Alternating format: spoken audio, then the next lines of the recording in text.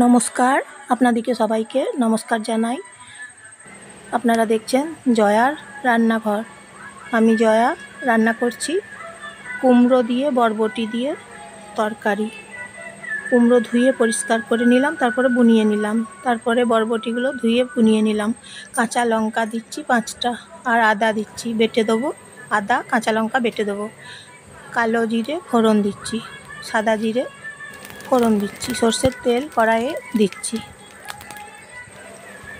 তারপর বরবটি কুমড়ো কড়াইয়ের মধ্যে দিয়ে দিতে হবে, আর আদা বাটা কড়াইয়ে দিয়ে দিতে হবে, নেড়ে চেড়ে নিতে হবে। আমার ভিডিও দেখার জন্য আপনাদেরকে ধন্যবাদ।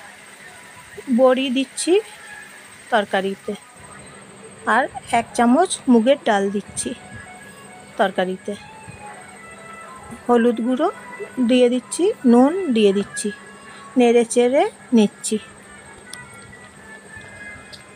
আর লাইক করবেন, সাবস্ক্রাইব করবেন, আর শেয়ার করবেন। বাদাম দিচ্ছি তরকারিতে।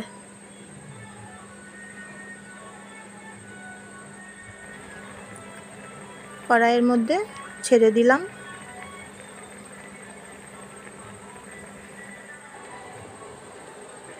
নেড়ে চেড়ে নিচ্ছি, জল দিয়েছি। বরবটি দিয়ে কুমড়ো দিয়ে তরকারি রুটির সঙ্গে এবং পরোটার সঙ্গে খুব সুন্দর খাওয়া যাবে। স্বাদ ভালো হয়েছে, তরকারির দ্বিগুণ স্বাদের হয়েছে। সাবস্ক্রাইব করে দেবেন, তাহলে বরবটি দিয়ে কুমড়ো দিয়ে তরকারি রান্না করে নিলাম। কমেন্ট করে জানাবেন কেমন তরকারি হয়েছে। আবার